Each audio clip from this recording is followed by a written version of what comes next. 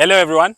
Hello. So after our last video, I got a lot of comments saying I should probably not start with 100 chickens or 150. So today's video is actually going to be about starting small.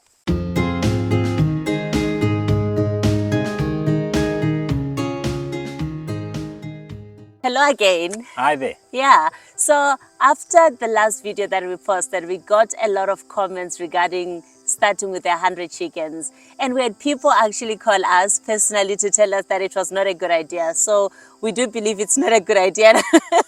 Yeah. Starting small is not our thing. We like to go big or go home. So yeah, but with the chickens, I think we are going to start a little smaller.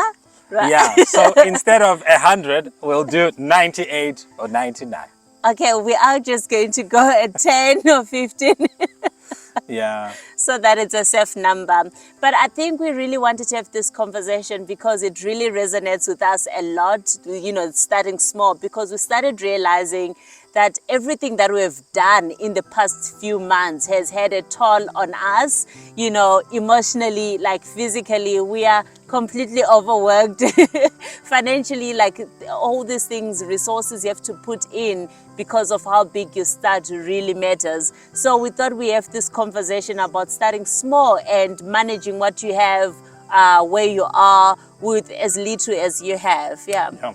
So I mean, that's really important, right? Because we get a lot of questions all the time, people asking us how we got into the whole homesteading thing, Yeah. right? And then another question that they also ask us is how much, you know, like they ask us to recommend the size of the land that they should get.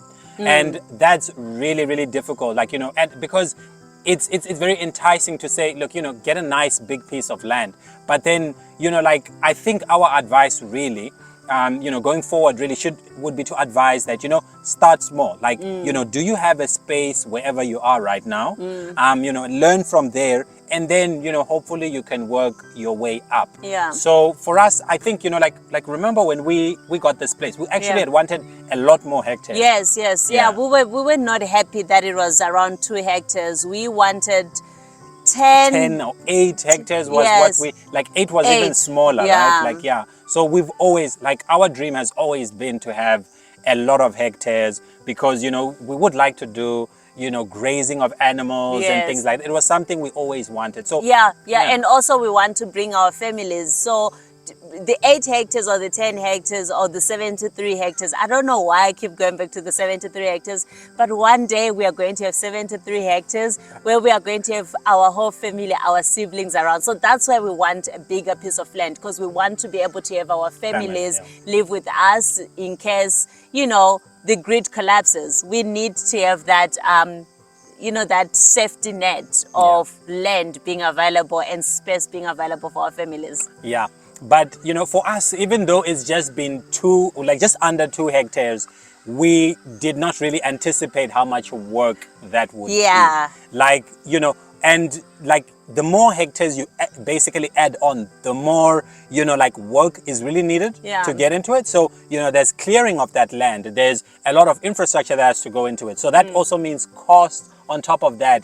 And, you know, Audrey and I, we're both still full-time, you know, like, working. We also had master's level like, you know, schooling last year, and we finished this year. So that is also another thing that we're also, you know, like, taking a lot of time and a lot of energy. So, you know, like, if you are someone also, like, you have a family, you know, you're taking care of, you've got kids, we're assuming, and, you know, all of these things are also happening, and there's work. Yeah, I think it would probably be a good idea to probably start small before you really start considering the other. Exactly. I think the other thing that we've noticed, and I think it's really, it's showing in what's going on our homestead with starting too big. It's our garden, our vegetables, some of them are actually suffering. So when we started here, we only had the green shed with our vegetables, and everything was thriving. Our lettuce, our cabbages, everything was doing so well.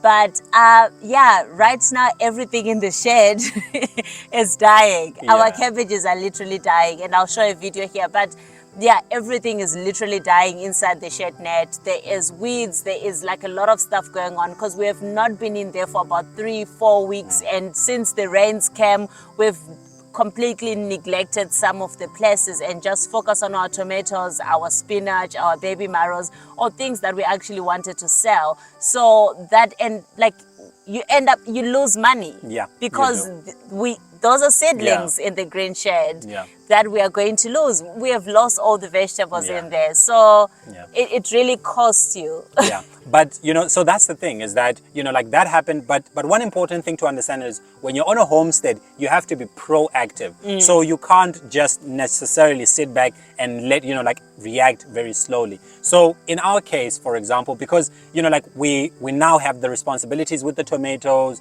you know, in this other area here, and then there was also stuff going on in the greenhouse, and our priority was kind of elsewhere with the cucumbers as well and all that. Then our attention shifted away. Now, when it was raining, you know, like under normal circumstances, we would have seen that the vegetables in the green shed are struggling. And usually in that case, we probably would have you know, made amendments. I would have solved it, right? So exactly. Probably could have made some raised beds, or, you know, could have made some channeling so that the water, you know, is moved away, or, you know, we probably could have done something to help the situation if it was our only, you know, priority. But then, you know, since it started raining quite a lot, we were also worried about the tomatoes.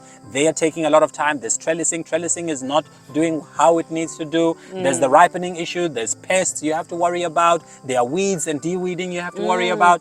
And then all of this takes a lot of your time. And then one other side ends up, you know, like really suffering. And another thing that I think everyone needs to think about is when you put things into place, when you plan stuff, whatever that you plan on the homestead, just remember that the homestead is going to detect what it really wants, you know, or something will just happen on the homestead and then suddenly you have to focus on that. And that has happened to us a lot of the times. We didn't plan on putting a shed net for our spinach, but all of a sudden we needed a shed net because it was so hot and we would have lost all the spinach that we had grown in there. So you really need to, when you start small, you are able to bring other things in. I think that's really what we were trying to put out. When you start small, you have free time, there's opportunity to add other things. Because if you have your hands full with all the things that are happening and all these things, these big things you want to do, you end up not realizing that some things are actually suffering in the process, and it's a huge loss, you know, for you, for your homestead. And before you know it, you start looking back and realizing how much resources you've actually wasted along the way. So yeah, starting small is, I think it's something we are going to start doing going forward. We have to try. We definitely have to try. No, I mean, we're definitely trying to incorporate that just to make things a little bit slower, and then just, you know, like working in increments. But definitely, you know, it's definitely going to be very helpful, and it is something that we would absolutely recommend, right? Like doing it piece by piece. The other important thing is when you're on a homestead, you are really trying to understand and learn as much as possible. Now, when you have a lot of things going on, it can be very difficult to really understand. And we've seen this with some of the, you know, like, you know, veggies that we had, or some of the crops that we had. You know, like some of them are very, you know, like a lot of them, most of our crops have been very successful. They grow very well. But then sometimes we would have a situation where maybe some don't do very well, you know, but then it can be very difficult then to understand why what not, happened, right? Because everything is just going on. You know, we're mostly doing like we were doing the things by ourselves. You know, there's work being juggled, so there's not a lot of time to really try and study and really understand fully what really is going on. So, you know, like when you start small, so let's say you have a backyard garden, you know, like there's just so many things that you can actually, you know, like do. You can plant something, you can, you know, you can see which soils work best, you can see which kind of weather works very well, if raised beds versus putting it in the ground works a lot better. Like those experiments you can actually really do quite well. Actually, you can learn so much from just starting small, from just growing a small bed of vegetables, from just starting in a bucket, starting in a container, whatever it is. I think you're still going to learn a lot, because growing vegetables is completely different for everyone. So you are learning on your own, and that experience will help you whenever you go to, you know, a bigger place bigger plot, where you want to grow. So yeah, I think that's really it. Yeah. I mean, definitely. We would say, you know, if you do have a small space, like, you know, you can, like, even if it's small, it shouldn't really discourage you. If you have a small space, you can decide to, you know, get a bit of cardboard. You can literally just go to, you know, your next warehouse. You can buy some, you know, compost, like, without it being too expensive. You can create your first, you know, beds, whether they be no-till or, you know, till, whatever your approach is. You can plant your first seedlings. That can be very easy. It's easy to water as well. Yes. It's easy to monitor and, you know, like, check them out. And then if you have a bit more space as well, you can add, you know, a chicken or two, right? Yeah. Without having a huge, you know, like, number of them. And then you can see how it Really? goes. Yeah. You should get 100. 100 chickens. Yeah. That's it from us today. Thank you so much for watching. Let us know your experience with starting big if you are one of those people like us.